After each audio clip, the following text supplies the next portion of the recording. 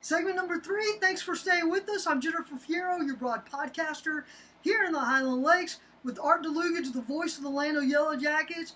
As promised, we're going to talk about one of my kids, and he's right. They are all my kids, but specifically Marble Falls and one Mustang, Kason O'Riley, the outstanding high jumper who is jumping for the Oklahoma Sooners now. He is going to the NCAA Division I outdoor national meet in 2 weeks, and that's because he qualified at the West Region meet over the weekend. Kason cleared 7.5 feet to qualify. Just needed one attempt at that height to get there. Before that, he cleared 6 feet 8.75 one attempt on that. 6 feet 10.25 needed one attempt on that, and then missed all 3 attempts at 7 feet 1.75. So congratulations to Kason, only one of 2 true freshmen in the country to qualify for the outdoor national meet. Outstanding. I got to see Kason a couple of times when he was doing so well, winning the state championship last year, I guess. Yeah, in 2021. And met his parents, great people, and wish him the best. Yeah, I believe his mother was a high jumper in college. I have to go back and check. I wrote that story.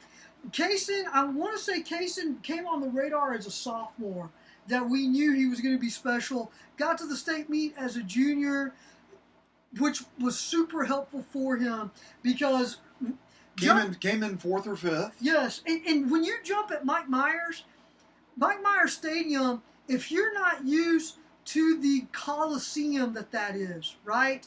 It is, all eyes are on you. They've got 2 high jump pits in the same end zone, near the entrance, right across from the pole vault pit rather.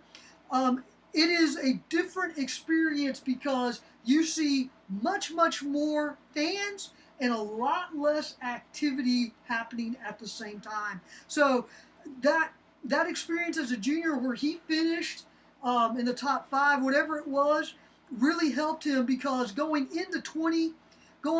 in 2020. Going into 2021, Kason was the number 1 high jumper in the state in Class 5A. He was the overall favorite to win the state championship, and to his credit, he performed like a state champ and won that event.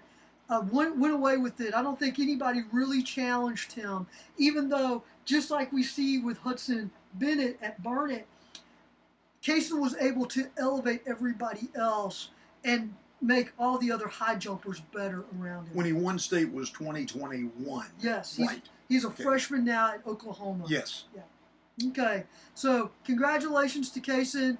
We'll be following him in 2 weeks when he goes to Eugene, Oregon at the outdoor national meet. Boy, that's practically the home of track. Yeah. Is University of Oregon. Yeah, that's I believe they did. Team USA was just there. They did the pro track meet over the weekend in Eugene. The late Steve Prefontaine was a star at Oregon. There are some coaching changes that are happening. I actually wrote this up on TexasChalkTalk.com. 2 different stories. Do you want to start with Llano or do you want me to start with Burnet? Well, you've got the changes, so go ahead. Okay. Not Llano. Okay. Burnet is going to they just hired a quarterback coach, Colton Brewer, which means that Coach Wood is giving up being the quarterback's coach. This is the first time he will not be the quarterback's coach since 1999. So that means from 2000 to 2001, he was the quarterback's coach on every staff he had been on. Okay, so he hired somebody, Coach Colton Brewer, to take over that spot for him. And then he also hired a wide receiver coach, Trevor Couch, out of Shallow Water. And we'll talk about the connections there when we talk about Llano, because there are some interesting things that are happening with Shallow Water right now and how they affect some of the coaching changes locally. Bryan Wood wants to hire another coach, And he's not sure if that's going to be a special teams coordinator or what, because now that he's hired a quarterback coach, that frees him up now to spend more time observing, watching, and helping with the other positions. So we'll see what he comes up with the third hire. Here's what he lost. And this one was a big one because Corey Warner is a 2007 Burnet High School graduate. Corey was the defensive backs coach for years, a long time over at Burnet. When I interviewed Corey and his wife 2 or 3 years ago, it was always Corey's goal to come back and coach at Burnet. Well, he left to become the defensive coordinator and head track coach right up to 81 at Lampasas High School. So can't blame Corey for moving up and trying to better his career. Yeah, excellent. Yeah, coordinator. Hard to say no to that. They also lost their inside linebacker. Burnet did, Coach Tim Hott. Tim is going to be a head coach in Idaho. He's originally from Oregon, so this is an opportunity for him to get closer to his family. Burnet also lost special teams coordinator Reed Ware. Reed was returning to his alma mater at Childress High School to be the offensive coordinator. And then the last coach that they lost is Chase Burns. Chase was the wide receivers coach at Burnet. He left to become the running backs coach at a brand new expansion school in Killeen, Chaparral. Killeen, I think that's their 5th or 6th high school. For Llano, it's very simple. The coaches, as far as I know, are all returning, led by offensive coordinator and assistant head coach Ryan Bream, the defensive coordinator Matt Anastasio, and some fine veteran assistant coaches include Joe Downey, Todd Doucette, Neville Triplett. Those are practically all. I don't think I'm leaving too many out, probably 2 or 3. But those are the main names, and they're all coming back. And so we're real happy about that. The one addition in Llano that we had been waiting on for the official announcement, and that was girls athletic coordinator, girls head basketball, and cross country. Let me jump in to say I left out a very important name, the offensive line coach, Richard Katner. Go ahead. Okay, all right.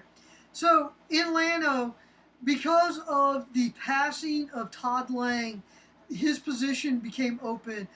And of course, Steve Goldman, his passing in the fall. So let me summarize it.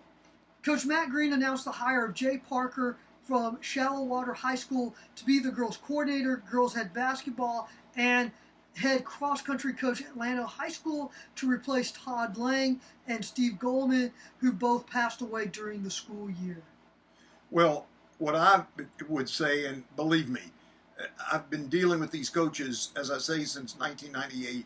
I'll give them a piece of advice about once every 2 years, but I really think the girls basketball team has got to be shooting more before they get into their freshman year of the 9th grade. And that means in the 5th and 6th grade, shoot that basketball. That's what they've got to improve on. And this past season, I think, will show that. I love those kids. And they're up and down the court. Nobody shows more desire. But I hope Coach Parker will have some ways to improve the offense. On Texas Chalk Talk, I have stories on these coaching changes and additions. Please feel free to check those out. I do want to throw something else out there, though, that Coach Wood mentioned to me when he made his hire for wide receivers coach in Trevor Couch. Trevor is coming from Shallow Water High School.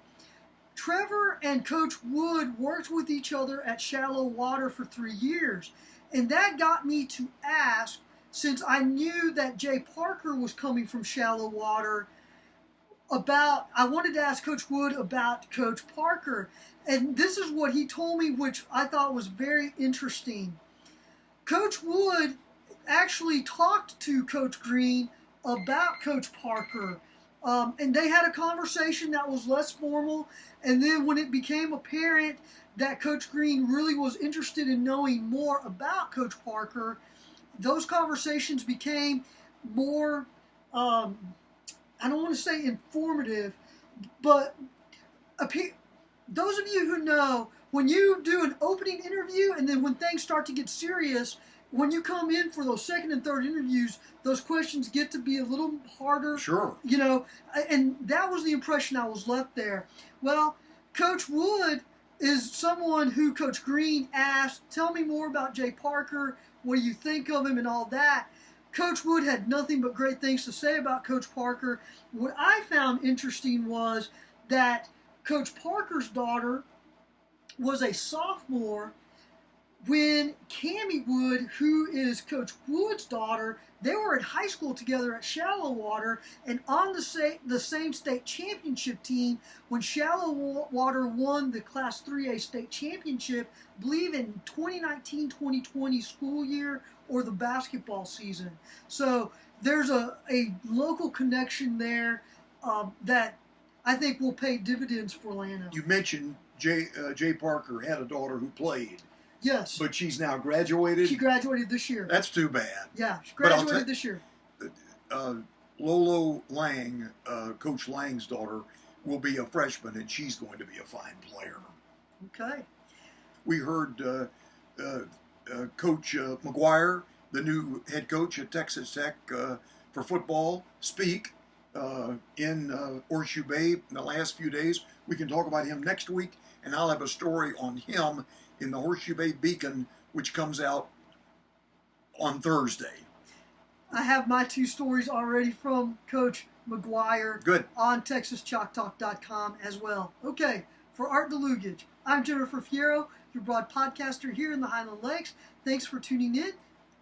Oh, before I close out, please make sure you like, subscribe, and share the channel. It would certainly help us and it'd mean a lot. Thanks again, and we'll catch you next week.